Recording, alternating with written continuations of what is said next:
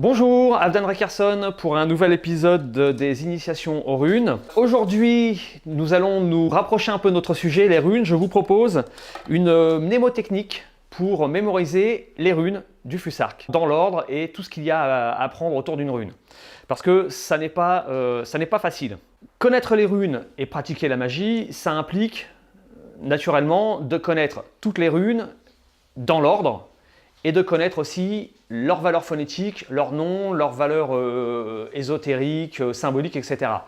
Ce qui fait que c'est extrêmement complexe, beaucoup plus complexe que l'apprentissage de l'alphabet, où on a simplement des lettres, on a 26 lettres dans l'alphabet, et une valeur phonétique à apprendre, sachant que dans l'alphabet, l'ordre des lettres n'est juste qu'une convention qui sert à l'apprentissage. On est tous passés par là à l'école, on a tous appris notre alphabet. Dans le Fusark, c'est bien plus complexe parce que l'ordre déjà des runes est extrêmement important. Dans les lettres de l'alphabet, on pourrait inverser les lettres ou les mélanger, peu importe. Et dans le Fusark, en fait, on ne peut pas mélanger les runes. La valeur symbolique de chaque rune est confirmée, expliquée, explicitée par la présence des runes précédentes et suivantes. Il faut mémoriser 4 données de base. Tout d'abord, chaque rune dans l'ordre et sa forme, parce qu'évidemment, on sort des formes que l'on connaît des lettres de l'alphabet latin, donc il faut identifier chaque rune par sa forme. Il faut en connaître sa valeur phonétique, c'est-à-dire le son que chaque rune représente. Il faut, et ça c'est un plus par rapport à l'alphabet latin, il faut aussi mémoriser le nom de chaque rune. Le nom est très important. Les runes représentent des énergies vivantes, c'est pour ça qu'elles ont un nom, et on verra que, pour ceux qui pratiquent la magie, on sait très bien que le nom de chaque rune est extrêmement important, donc il faut savoir ça aussi. Et enfin, pour chaque rune, il faut connaître son sens ésotérique, symbolique, etc. Et là, on voit qu'effectivement, ça nous donne une idée de la complexité de la chose. Aujourd'hui, je vous propose une méthode que j'ai mise au point pour moi-même parce que j'ai eu beaucoup de difficultés à mémoriser tout ça. Certains y arrivent, il suffit qu'ils regardent une fois et puis voilà, ils ont la mémoire pour ça. C'est pas mon cas, il a fallu que je travaille, notamment pour intégrer les valeurs ésotériques derrière chaque rune. Et c'est pour ça que j'ai mis au point une petite méthode qui, je l'espère, vous aidera à comprendre un peu tout ça et qui commencera aussi pour les débutants à vous donner une idée des valeurs ésotériques de chaque rune, sachant qu'effectivement ça ne sera qu'un aspect et qu'il y a tout un monde à découvrir derrière ça. Voilà, alors attention, c'est parti. La méthode que j'utilise profite d'un fait qui est que le Fusark est séparé en 3 parties. 3 aètes, qui veut dire famille de runes, pluriel aetir. Donc il y a 3 aètes de 8 runes chacune. On a l'aète de Frey, l'aète de Hagal, l'aète de Tyr. Alors, cette division en 3 parties va nous faciliter l'apprentissage. Pour chacune des 3 parties, je vous propose une méthode qui raconte 3 histoires différentes. Je ne vais pas en dire plus, vous allez comprendre au fur et à mesure. Nous allons commencer par évidemment le premier aète. Alors, celui-ci est le plus facile parce que, comme vous le savez maintenant, le Fusark s'appelle le Fusark, c'est parce que c'est un mot qui est composé des 6 premières runes du système. Et donc avec ces 6 premières runes, eh bien, on a déjà mémorisé automatiquement les 6 premières runes du premier aète. Il suffit ensuite de rajouter 2 runes, les 2 runes qui manquent, c'est-à-dire Gebo et Vunio. Et là, vous avez déjà mémorisé le premier aète. Ceci dit, pour les 2 autres, je vais revenir aux petites histoires que j'ai conçues autour de ces aètes. Et on reviendra sur le premier à la fin, vous allez comprendre. Nous allons commencer par mémoriser le deuxième aète, qui est l'aète de Hagal, parce qu'il commence par la rune Hagalaz, qui est associée généralement à la déesse Hel. Pour ma méthode, je prends plutôt Hel dans son aspect Hola, Dame Hol, la dame de l'hiver, qu'on retrouve par exemple dans les contes de Grimm. Et la petite histoire que nos 8 runes vont raconter raconte justement comment l'hiver arrive, le passage du solstice et le retour du soleil invaincu. C'est la petite histoire qu'il faut retenir pour se remémorer les runes les unes après les autres. C'est parti. Donc, première rune, je viens de l'expliquer, c'est Hagalaz. Donc, Hola, la déesse de l'hiver. La rune suivante, c'est Naosiz. La nécessité. Le besoin. Ça, c'est sa valeur symbolique. Comme vous le savez tous, si vous êtes fan d'une certaine série, Winter is Coming, c'est ce que nous raconte ce deuxième aète. L'hiver arrive et donc il faut se préparer. Effectivement, rune suivante, Issa. La glace. Le froid, la neige arrive. Ensuite, Yera. Yera, c'est une rune complexe qui signifie l'année. En l'occurrence, dans notre histoire, pour mémoriser cette aète, c'est l'année se termine. Yera représente les 12 mois de l'année. D'ailleurs, ça n'est pas un hasard, c'est une rune qui se trouve en 12e position Petite digression, la place des runes, comme vous voyez, est très importante et ça n'est pas un hasard si cette rune se trouve en 12e position, tout comme par exemple, ça n'est pas un hasard si la rune Hagala se trouve en 9e position. Ça a un rapport aussi aux 9 mondes, etc. Je ne vais pas trop m'aventurer de ce côté-là, mais tout ça pour dire qu'on peut faire aussi, et c'est très important, de la numérologie dans les runes, et pour expliquer aussi que la place de chaque rune, la place relative de chaque rune est extrêmement importante. Donc ensuite, après Yera, nous avons la rune Eivaz qui représente l'axe. En l'occurrence, dans notre histoire, c'est le tournant de l'année, le solstice d'hiver. Au-delà de la rune Eivaz, nous avons Perslow, nous sommes dans une nouvelle année. Et donc, Perslow, c'est une rune de naissance, de renaissance, de possibilités. Et effectivement, quand la nouvelle année arrive, eh bien, c'est tout un monde de possibilités qui s'ouvre. C'est une nouvelle année, c'est de nouvelles possibilités. Et pour continuer à raconter notre histoire de l'hiver, la rune suivante, c'est Algiz.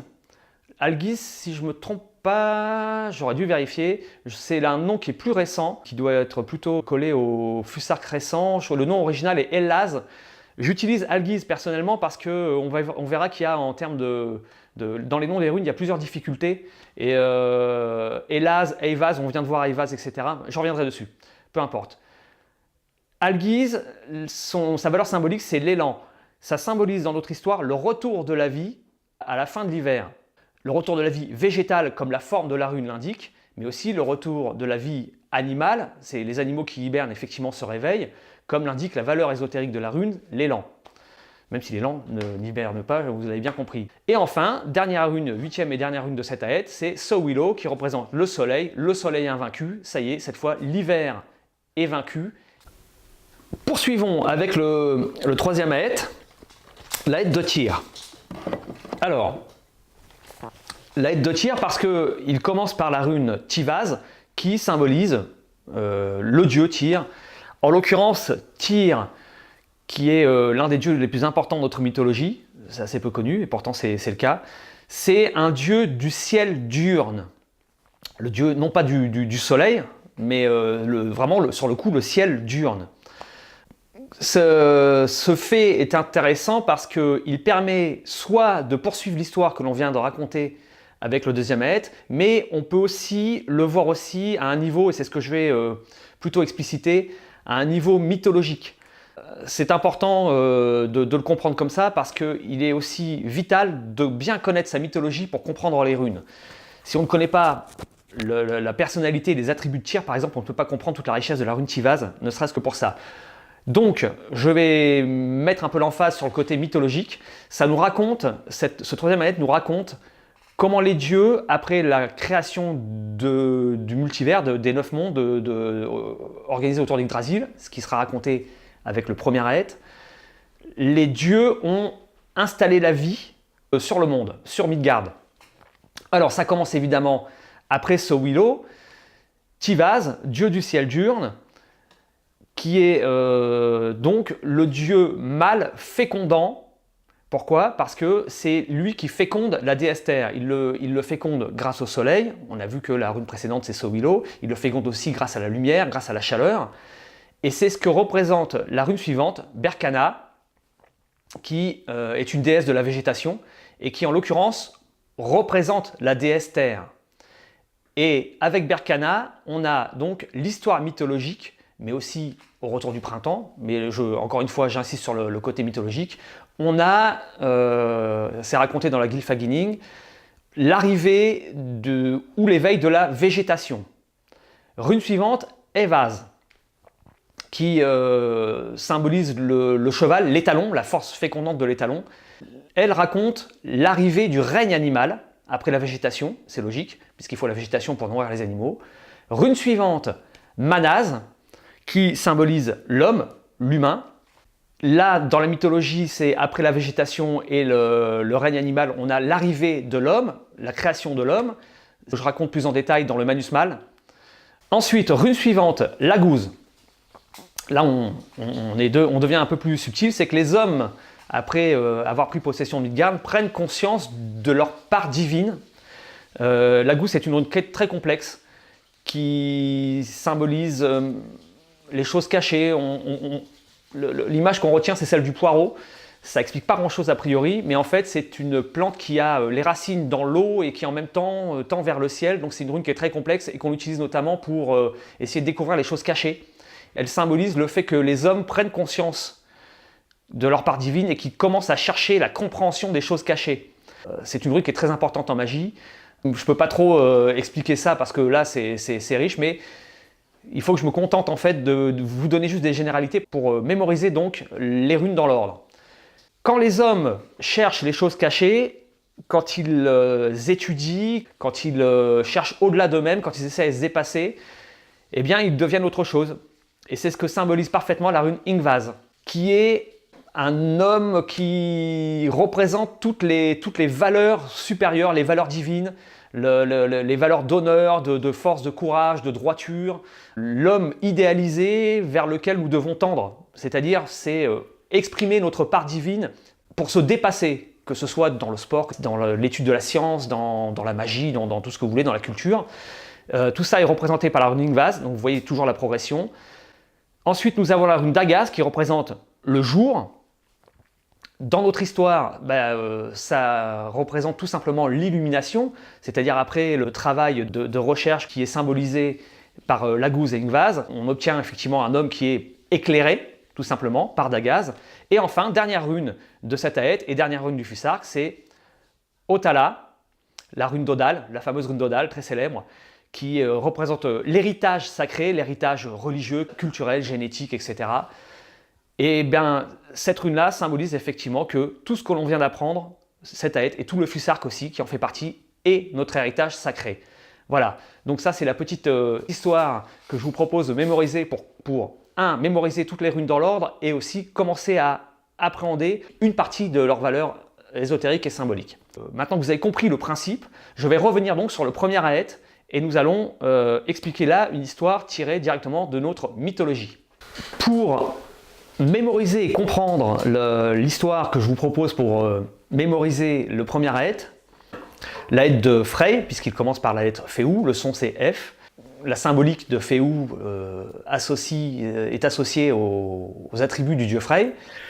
Pour comprendre donc, pour mémoriser tout ça, on va utiliser une part de notre mythologie, notamment la cosmogonie, c'est-à-dire la création du monde, la création de l'univers par les dieux. Première rune, c'est Féou. Alors c'est une rune qui est complexe, elle représente notamment Muspel. Je ne ferai pas de résumé de la cosmogonie. Là, je vous invite à voir la bibliographie parce qu'il vous faut étudier, voilà, pour comprendre tout ça. Donc Muspel qui représente l'énergie contenue dans tout l'univers. L'énergie pour l'instant non organisée, c'est très important, c'est l'énergie brute, primordiale, que les dieux vont, et c'est ce qu'on va raconter tout à l'heure, vont utiliser pour créer le multivers, tout notre monde, Yggdrasil, etc. Alors, Féou est suivi de la rune Uruz, qui représente l'auroch, animal sauvage. En l'occurrence, j'associe cette rune-là, pour continuer à raconter notre histoire, à la vache Audumla, qui est l'une des toutes premières créatures qui apparaît une fois que Muspel rencontre Niflheim et que la matière brute de l'univers est créée. Donc on note effectivement Audumla. Ensuite, la rune suivante, la troisième, c'est Surisaz, généralement associée à Thor. Elle représente surtout la force brute que l'on retrouve chez les géants. Thor a beaucoup de rapports avec les géants. Ce sont les plus vieilles créatures de l'univers. Pour notre histoire, il faut retenir que Surisaz représente les géants et notamment Ymir. Ymir qui représente en fait toute la matière et l'énergie brute, primordiale, qui est issue de la rencontre de deux univers dans le grand vide Ginnungagap. Je vous renvoie à la mythologie. Comme quoi, vous voyez, encore une fois, j'insiste sur cette affaire-là, c'est que pour comprendre les runes, vous ne pouvez pas faire l'économie de comprendre à fond la mythologie. Voilà, vous ne pouvez pas utiliser les runes si vous ne connaissez pas tout ça à fond. Et là, j'imagine que avec mes références à Ginnungagap, Audumla, tous ces noms un peu qui peuvent être mystérieux, beaucoup de gens vont être dépassés. Voilà, c'est comme ça, il faut étudier. Tout ce que je vous donne là, ce ne sont que des généralités. Alors, je continue. Après la rune Surisaz qui représente Ymir, on a la rune Antsuz. Antsuz représente, l'étymologie est facile, ce sont les As, ce sont les dieux qui sont issus dans notre mythologie d'une lignée de géants, et notamment le premier d'entre eux, on a Odin, Et une triade, plutôt des hypostases d'Odin. On a la triade Odin, Vili, V, très important. Retenez ça, ces trois noms, Odin, Vili et V, qui vont nous expliquer en fait à partir d'Ansuz les deux runes suivantes. Alors, Ansuz représente Odin, l'As suprême. Ensuite, nous avons la rune Raizo, rune complexe, très riche. Donc c'est le char, ça peut être aussi le char du soleil. Mais en l'occurrence, cette rune, elle représente, pour ma technique de mémorisation, l'ordre cosmique. C'est-à-dire que Odin, Vili et V vont tuer Ymir, et à partir de sa matière, ils vont créer, ils vont organiser la matière et l'énergie, ils vont créer le monde. Dans une histoire qui est racontée par la Gylfaginning, encore une fois, je vous renvoie aux études. Raizo représente ça, c'est-à-dire que ça représente l'aspect Vili de la triade Odin, Vili, V. Vili, le nom est à rapprocher du to will anglais, la volonté. C'est la volonté d'organiser une matière chaotique. Donc Raizo représente l'ordre cosmique, notamment les mouvements qui font l'équilibre de l'univers, les cycles qui font l'équilibre, etc. Donc Raizo, en l'occurrence, représente la volonté d'organiser, de créer et d'organiser l'univers d'Odin, Vili et V. Rune suivante, Kenaz. La torche, le feu, c'est notamment le feu sacrificiel. Je l'utilise dans notre contexte pour représenter le sacrifice d'Ymir, le meurtre d'Ymir, qui est un sacrifice, à prendre vraiment là dans le terme premier, sacrifice, une relation au sacré, ce que veut dire le nom de V, Odin, Vili, V. Odin utilise la volonté de créer une œuvre sacrée, c'est-à-dire la création du multivers autour d'Yggdrasil, de l'axe Yggdrasil. Et donc on a cette suite finalement logique, Ansuz, Raizo, Kenaz, Odin, Vili, V, qui raconte effectivement le meurtre d'Ymir, on a vu ça avec la rune précédente, Sulisaz, et la création de l'univers.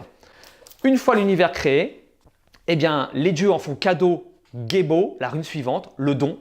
Il en fait cadeau aux hommes.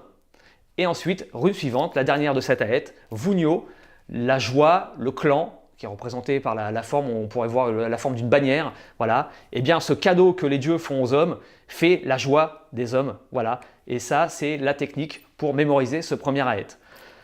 J'espère que je n'ai pas été trop complexe sur certains détails. Vous avez compris le principe. Vous pouvez vous repasser ça, n'hésitez pas à prendre des notes et étudier tout ça. Avec ce que je viens de vous raconter, vous avez déjà de quoi mémoriser. Vous avez 3 petites histoires à mettre les unes à la suite des autres pour mémoriser toutes les runes dans l'ordre, leur nom et aussi une partie de leur valeur ésotérique et symbolique. En préparant cette vidéo, je me suis rendu compte, enfin je me suis surtout souvenu que cet apprentissage présente un certain nombre de difficultés. Vous l'avez vu, c'est quelque chose qui est beaucoup plus complexe que l'apprentissage de notre alphabet latin. Et notamment, on trouve, pour nous autres francophones, on trouve beaucoup de difficultés avec la phonétique de certaines runes.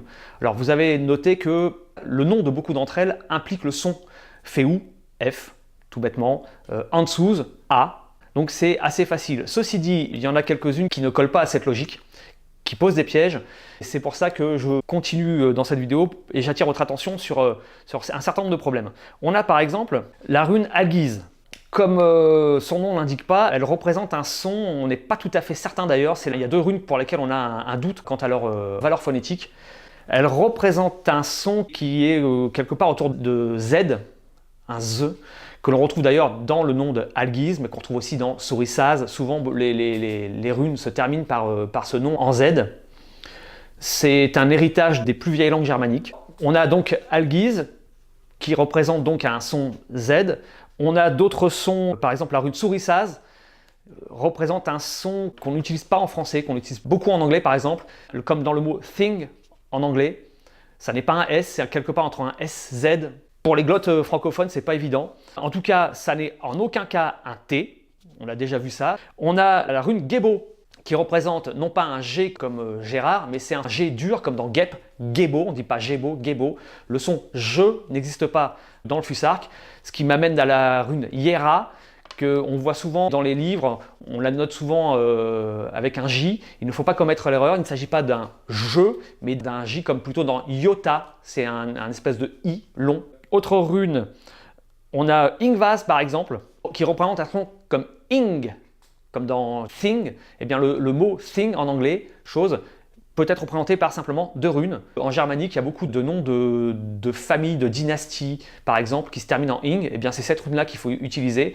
Et vous aurez compris que ce son-là, en français, on le retrouve pas souvent. Autre difficulté pour l'apprentissage des noms des runes, il y a 3 runes qui moi, m'ont beaucoup posé de problèmes, qui d'ailleurs continuent à me poser de problèmes. Et souvent, je reviens à mes livres pour ne pas faire d'erreur. Eivaz, Elaz et Hevaz. Ce sont des noms qui sont assez similaires et j'ai aujourd'hui encore tendance à les confondre beaucoup. C'est pour ça que j'utilise d'ailleurs le nom de Algiz, je vous l'expliquais tout à l'heure, ce qui permet d'éliminer au moins un problème. Et donc il faut faire très attention avec Eivaz par exemple, qui représente l'axe. Ça représente un son qui fait Ei plutôt que E, et en tout cas pas un E, alors que Evaz, lui, représente un son E, franc. Voilà. Tout ça pour dire que maintenant vous avez une idée de la complexité en fait de cet apprentissage, qui est pourtant vital. Il faut que vous travailliez pour apprendre tout ça. C'est pas facile et écoutez, j'espère que cette vidéo et la technique que je vous propose vous aidera, vous facilitera cet apprentissage et qu'elle vous fera gagner du temps, beaucoup plus que moi qui a mis longtemps avant de pouvoir mémoriser toutes ces données-là. Voilà, cette vidéo se termine. J'espère qu'elle vous aura intéressé et qu'elle vous aura aidé aussi dans vos études runiques. Il ne me reste plus qu'à vous remercier de votre fidélité. Je vous dis au revoir. N'hésitez pas, d'ailleurs non, n'hésitez pas, faites-le tout de suite, comme ça sera fait, quelque part par ici. Likez, voilà, c'est fait, voilà, comme ça on n'en parle plus. Merci, à bientôt pour une nouvelle vidéo et n'oubliez pas la petite vidéo pour la bibliographie qui suit. Au revoir.